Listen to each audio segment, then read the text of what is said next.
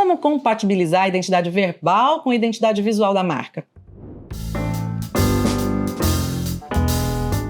Oi, eu sou Cibele Costa, sou estrategista de branding verbal. O Guilherme me deixou essa incumbência de começar essa pergunta aqui, de começar esse vídeo, apresentar. Esse é um quadro em que o Guilherme responde pergunta dos alunos da Brandster. Só que essa a gente vai responder junto. Essa a gente vai responder juntos, né? Por isso que ele me chamou e pediu pra eu fazer essa abertura, tá? Fiz direitinho? Fez, tá direitinho. Então, eu vou começar lendo a pergunta do Eduardo. Aliás, você vai começar lendo a pergunta do Eduardo de Brasília. Perdão. Eu vou ler a pergunta do Eduardo de Brasília que chegou para o Guilherme, tá? Olá, primeiramente, parabéns pelo trabalho de vocês. Obrigada.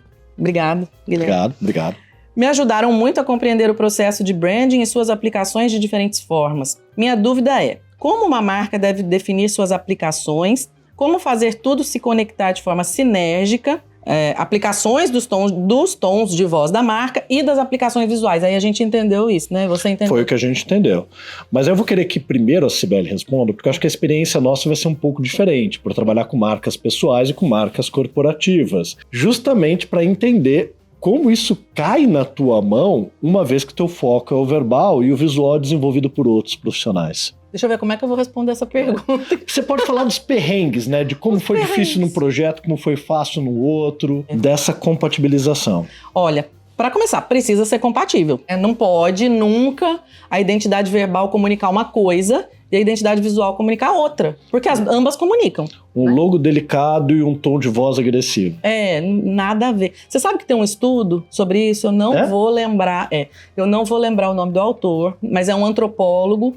Ele fez um estudo com 2 focos, assim. Ele diz, quando a aparência diz uma coisa, às vezes ele comparou pessoas. Era um estudo na área de psicologia, na verdade. Ele não é antropólogo, não. Eu tô confundindo tudo. Mas o estudo é sério. Depois a gente... Peraí. Se a gente achar... Não, vamos tocar. Se a gente achar o link, a gente coloca aqui. Se achar o link, achar tudo... Vai estar no meu livro, porque lá eu explico tudo direitinho também. Mas é um estudo psicológico antigo.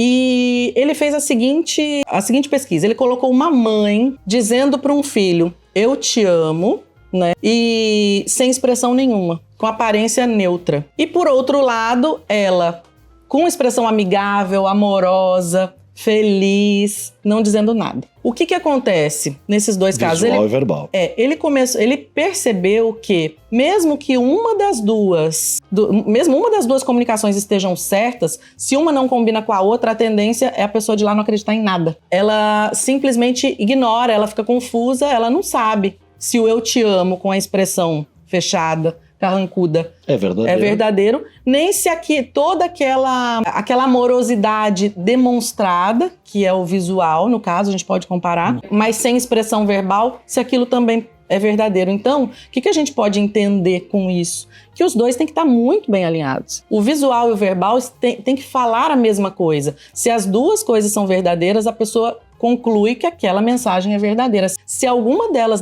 deixa dúvidas, mesmo que ou o verbal seja verdadeiro ou o visual seja verdadeiro, ele não acredita em nada. E tem um ponto que a gente sempre traz como provocação de qual é a personalidade da marca. Isso às vezes, inclusive, incomoda muitos dos designers que ficam... A gente já gravou outros vídeos dentro desse tema. E o conceito do logo. E o logo não tem que ter necessariamente um conceito. O que a gente tem que ter é um conceito da marca. Então, quais são os atributos da marca, a personalidade da marca? E aí, traduzir isso no visual, traduzir isso no verbal do tom de voz, no verbal do nome, no visual da arquitetura, na experiência de marca. Então, muitas vezes o que a gente percebe é que a dificuldade de compatibilização vem pela falta de um ponto de partida comum. É como esperar que às cegas alguém escolha seu nome, outro seu tom de voz, o outro a roupa que você vai vestir e que tudo combine com você, sendo que ela nem te conhece. Então no brand a gente tenta compatibilizar ligando a um posicionamento. Mas no teu trabalho, pelo que eu entendi, você define alguns desses atributos justamente porque sem os quais não dá para definir um tom de voz. Logo, as pessoas pegam um briefing e fazem. Mas não tem como ter um processo de tom de voz partindo de uma abordagem simplesmente criativa, como a gente tem, ou até aprende nas faculdades de design. Não tem como fazer, ou tem. Como simplesmente ser assim, vou ser criativo, inventar um tom de voz.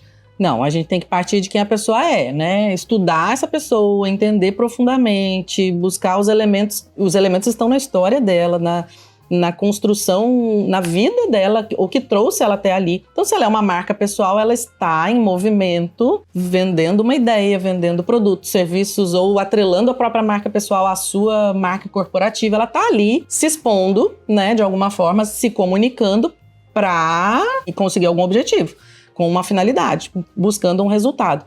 Então, para isso, a gente tem que primeiro entender que a essência dessa pessoa, a história dessa pessoa, os porquês, para aí sim a gente buscar traduzir tudo isso em palavras. E às vezes eu dou pitaco, não é minha praia, mas eu olho lá, a gente olha na comunicação, se ela já tem uma comunicação lá no Instagram, no na YouTube, própria empresa, né? Na empresa.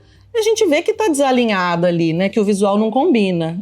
Muitas vezes eu mando essa pessoa procurar um profissional de identidade visual. Vai cuidar da tua identidade visual, porque a gente tá definindo isso aqui e elas não estão conversando. Identidade visual, a tua atual identidade visual, mesmo, às vezes não tem, né? Identidade visual, mas a forma como você tá se mostrando aí não combina com o que a gente tá construindo juntos aqui. Então, é muito comum pedir pra pessoa prosseguir o trabalho.